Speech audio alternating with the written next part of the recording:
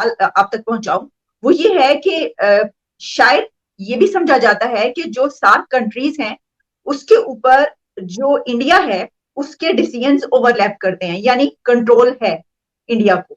तो इस वजह से भी शायद शाह महमूद कुरैशी साहब ने जो ये बात की है कि हम चाहेंगे कि होने दिया जाए इसको, तो शायद ये कहीं डर है, आप समझते हैं कि कहीं खौफ है कि ऐसा ना हो कि पाकिस्तान ये 7 कॉन्फ्रेंस जो है उसके लिए होस्ट करने के लिए तैयार हो, कॉन्फ्रेंस होने लगे, लेकिन इंडिया की तरफ से कोई ऐसा इकदाम उठाया जाए जिस तरह आपने कहा कि आप ये समझते हैं कि ऐसा सच इसकी कोई इंपॉर्टेंस इस वक्त नजर नहीं आ रही। नमस्कार दोस्तों, स्वागत है आप सभी का। दोस्तों, जैसा कि आप सभी जानते हैं कि पाकिस्तान का फॉरेन मिनिस्टर जो है वो इंडिया से मिन्नतें कर रहा है कि सार्क का सम्मेलन होने दिया जाए। एक्चुअली दोस्तों, इंडिया को मुझे नहीं लगता अब पाकिस्तान की और सार्क की ज़रूरत रह गई है, और बाकी की भी जो सार्क कंट्रीज हैं उनको भी सार्क से ज़्यादा कुछ उम्मीदें हैं नहीं, क्योंकि इंडिया का और बाकी सारी जो कंट्रीज हैं उनका जो पूरा का पूरा जो प्लान है वो बिम्स्टेक के ज़रिए पूरा हो रहा है। तो उनको लगता नहीं है कि सार्क की ज़्यादा ज़रूरत है। पाकिस्तान बहुत ज़्यादा मिन्नतें करता है सार्क के लिए, क्योंकि इनको पता है कि ये रीजन में आइसोलेट हो चुके हैं। अभी भी जो इनका फॉरेन मिनिस्टर है वो कह रहा था कि इंडिया को अगर ना आना हो तो वीडियो कॉल से शामिल हो जाएं। तो मुझे नहीं लगता है दोस्तों, और वैसे भी हमारे जो फॉरेन मिनिस्टर हैं उन्होंने कहा है कि जो 2016 वाली चीज़ें हैं उनमें कुछ बदलाव पाकिस्तान ने किए नहीं है। तो चलिए वीडियो देखते ना, हैं। मैंने ये कहा कि अपकमिंग 7 कॉन्फ्रेंस की अब बात की जा रही है और पाकिस्तान इसको होस्ट कर रहा है, और पाकिस्तान की तरफ से शाह महमूद कुरैशी साहब ने ये बात कही है। पहले उन्होंने बताया कि भाई हम इसको होस्ट करेंगे, फिर उन्होंने कहा कि हम इंडिया से ये कहेंगे कि वो अगर फिजिकली इसमें शामिल नहीं भी होना चाहता तो इसमें वो वर्चुअली शामिल जरूर हो। तो पहले तो मुझे ये बताइएगा कि भारत के इस हवाले से क्या मौकफ है, क्या आपने डिसाइड कर लिया है कि इसमें शामिल होंगे, पाकिस्तान आएंगे, या कि आप ऑनलाइन ही इसमें शामिल होना चाहेंगे? इंडिया ने बहुत क्लियर कर 2-4 घंटे हुए हैं जब मिनिस्टर ऑफ एक्सटर्नल अफेयर्स ने ये इंडिकेट कर दिया है ऑफिशियली कि सिचुएशन ऑन ग्राउंड बदली नहीं है, और उन्हें नहीं लगता है कि वो इस तरह के इन्विटेशन को वो रिस्पॉन्ड कर पाएंगे। तो मुझे नहीं लग रहा कि किसी तरह से सार्क का जो इन्विटेशन है और जो दोनों ऑप्शन दिए गए हैं आपके फॉरेन अफेयर मिनिस्टर द्वारा कि चाहे वो इन पर्सन नहीं तो कम से कम वर्चुअली अटेंड कर लें, सो वो मुझे नहीं लगता है इस तरह का कुछ भी जल्दी हो रहा है। इससे पहले कि मैं आपको सवाल आप तक पहुंचाऊं, वो ये है कि शायद ये भी समझा जाता है कि जो 7 कंट्रीज हैं उसके ऊपर जो इंडिया है उसके डिसीजंस ओवरलैप करते हैं, यानी कंट्रोल है इंडिया को। तो इस वजह से भी शायद शाह महमूद कुरैशी साहब ने जो ये बात की है कि हम चाहेंगे कि होने दिया जाए इसको, तो शायद ये कहीं डर है, आप समझते हैं कि कहीं खौफ है कि ऐसा ना हो कि पाकिस्तान ये 7 कॉन्फ्रेंस जो है उसके लिए होस्ट करने के लिए तैयार हो, कॉन्फ्रेंस होने लगे, लेकिन इंडिया की तरफ से कोई ऐसा इकदाम उठाया जाए जिस तरह आपने कहा कि आप ये समझते हैं कि ऐसा सच इसकी कोई इंपॉर्टेंस इस वक्त नजर नहीं आ रही? देखिए, जैसा कि मैंने पहले आंसर में भी किया था कि इंडिया को बहुत ज्यादा ऐसा कुछ नुकसान होता हुआ बायलैटरल लेवल पर या फिर जो सार्क के मेंबर से दिखता नहीं है। वो बिम्स्टेक और बायलैटरल लेवल पे काफी ज्यादा सॉर्ट आउट हो रहा है, लेकिन जो खौफ वाली आपने बात कही, ऐसा है नहीं। क्या श्रीलंका पाकिस्तान के साथ किसी तरह के इकोनॉमिक या डिप्लोमेटिक रिलेशंस में नहीं है? क्या आपके क्रिकेट वाले रिलेशंस नहीं है? और भी बहुत सारी कंट्रीज हैं जो पाकिस्तान के साथ में बायलैटरल लेवल पर डील करती हैं। सो आई डोंट सी, अगर इंडिया का खौफ होगा कि क्या खौफ की जो बात की कि क्योंकि शाह महमूद कुरैशी ने ये कहा कि भारत ने जो है पहले मतलब जो कंट्रीज को जो है वो नहीं आए उनके कहने पर, और अब भी कहीं, तो आपको नहीं कि क्या हमारी तरफ ऐसा कोई खौफ है कि हम ये समझते हैं कि अगर ऐसा कुछ हुआ और करवाने ये सार्क होने लगी तो भारत जो है वो हो सकता है कि कंट्रीज को मना कर दे कि वो ना आए, इस वजह से उन्होंने ये बात की हो कि भाई प्लीज इस तरह ना करें, आप होने दें और आप भी आए? नहीं तो कर लें। इंडियन गवर्नमेंट ने कब दूसरों को कहा है, कब दूसरों को मना किया है? आप कर लीजिए ना साथ।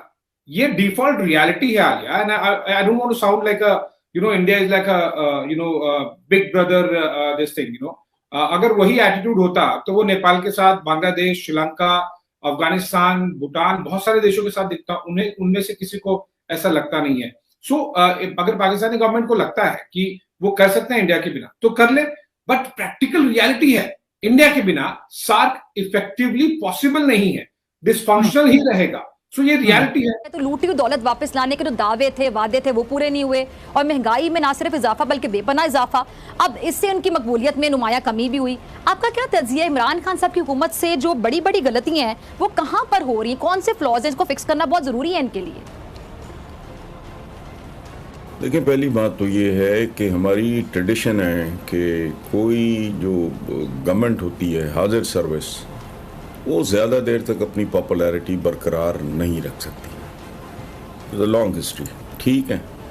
दूसरी बात आपने पूछी कि ये कौन सी गलती या कमज़ोरी या जो भी कह लो। अच्छा, जो एक्सपीरियंस सीजन लोग थे और वाकई जानते थे काम को, वो मुख्तलिफ वजूहात की बिना पे इनसे या कोई छोड़ गया है या छुड़वा दिया गया है, या मतलब इस तरह की जो को 2-4 वाकई सीजन, या फिर उनको उनकी प्लेसिंग ठीक नहीं की गई। मसलन परवेज़ खटक, ना उन्होंने छोड़ा ना उनसे छुड़वाया गया। This is the long list, Jahangir तरीन से लेके अलीम खान तक। तो परवेज़ खटक उस कैटेगरी में नहीं आते। सीजनड आदमी, एक्सपीरियंस्ड आदमी, आजमाया हुआ बंदा। ठीक। उस बंदे की परफॉर्मेंस ऐसी थी कि ये रिटर्न हुए केपी में दोबारा, लेकिन उनको प्रैक्टिकली खुडे लाइन लगाया हुआ है। वो कौन सी को वजारत है? वजारत दफा क्या है? तो बकौल हमारे एक दोस्त के मदर अब्बास साहब कहा करते हैं, वो डिफेंस कोई मिनिस्ट्री नहीं है, तो मिनिस्ट्री सेल्फ डिफेंस वाली है।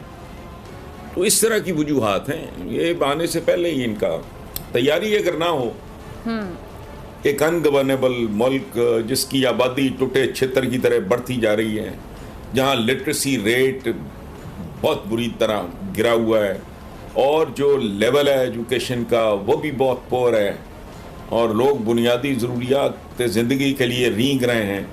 एक ऐसे एक मुश्किल मुल्क में जहाँ करप्शन आम है, टॉप टू टो कल्चर है आपका।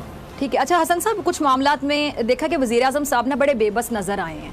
हालांकि प्राइम मिनिस्टर का बेबस होना, ये भी बात समझ नहीं आती, ज़रा समझाइएगा। जैसे कि चीनी का मामला, आटा बुरहान, ताजिर बिरादरी पर टैक्स का मामला, पेट्रोलियम डीलर्स। अच्छा, जब इन पर कानून लागू किया जाता है तो सब माफियाज या तो अदालत से स्टे ऑर्डर ले आते हैं या फिर एहतजाज के नाम पर, आपको पता है, सब कुछ बंद करके ब्लैकमेल करते हैं। तो माफिया हुकूमत पर भारी हो, फिर सिटिंग वज़ीर आज़म कह दें कि माफिया है, मतलब माफिया को कंट्रोल किसने करना है? हुकूमत ने करना है ना। हुकूमतें आज तक अगर कुछ कंट्रोल कर सकती तो पाकिस्तान यहाँ ना पहुँचता, कि वो बच्चे भी गिरवी पड़े हैं जो भी पैदा नहीं हुए, और ये कब से चल रहा है ये काम। अच्छा, मैंने कहा अभी कि डॉक्टर इशरत की किताब का मैं अक्सर, जो गवर्नर थे एक ज़माने में स्टेट बैंक के, इनके एडवाइज़र वगैरह भी रहे, पता नहीं क्या, उनकी किताब है, पीटीआई के इक़्तिदार से पहले की किताब है, गवर्निंग दी अनगवर्नेबल। ये मुल्क मतलब गवर्नेबल रह ही नहीं गया मुद्दतों से। अच्छा, उसमें सबसे बड़ी बात देखो, इस मुल्क में एक नारा लगता रहा। नारा क्या था? चेहरे नहीं, निज़ाम को बदलो। मेरा दावा है कि आप चेहरे भी बदलो, निज़ाम को बदलो, फिर भी कुछ नहीं होगा। आपको अवाम बदलने पड़ेंगे। ये 24 करोड़, देखो बात सुनो, अगर पेट्रोल की कीमत बढ़ती है और आपको 1 किलोमीटर के पीछे 2 रुपए बढ़ाने पड़ते हैं, तो वो 10 या 5 बढ़ाएगा। ये जो 1,500 रुपया सूट की सिलाई लेते थे वो 2 लेना शुरू हो गए। मैं शलवार कुर्ते की बात कर रहा हूँ। पूछा मैंने, मेरा दर्जी घर आता है, तो वो कहने लगा जी बुकरम। मैंने कहा बुकरम तो इसमें 6 इंच भी नहीं इस्तेमाल होती, तुम मुझे बताओ कितनी बड़ी। हम बुनियादी तौर पे खाइन हैं। हम एक दूसरे के हमदर्द नहीं हैं। हर बंदे का हाथ दूसरे की जेब में है। कम तोलते हैं, झूठ बोलते हैं, मिलावट करते हैं, और मिलावट भी बच्चों की खुराक, उसको भी माफ नहीं करते। तो क्या ये आप नहीं जानते या मैं नहीं जानता? हम मतलब मैं कोई आपको स्टेट सीक्रेट या कोई रॉकेट साइंस नहीं समझा रहा। We are corrupt people. हमारा वे ऑफ लाइफ है करप्शन। आप इस मुल्क की रवैये तब्दील करने की जरूरत। रवैये, हाँ, जब मैंने कहा ना इस मुल्क के अवाम तब्दील करो, उनके रवैये, मतलब मेरा यही है कि उनके रवैये तब्दील करो। रवैये तब्दील होंगे अच्छी तालीम से, अच्छी तरबियत से। तो ये तो मामला सारा प्रैक्टिकली हाथ से निकला हुआ है। कौन है जिसका हाथ दूसरे बंदे की जेब में नहीं है? देखो, आपका कुछ भी लॉजिकल नहीं है। Have you ever thought? आपका कुछ भी लॉजिकल नहीं है। इस मुल्क का सैलरी स्ट्रक्चर देखो आप, सरकारी, बाकी छोड़ दो। प्रेसिडेंट से लेके पटवारी तक की तनख्वाह सुन के हंसी आती है।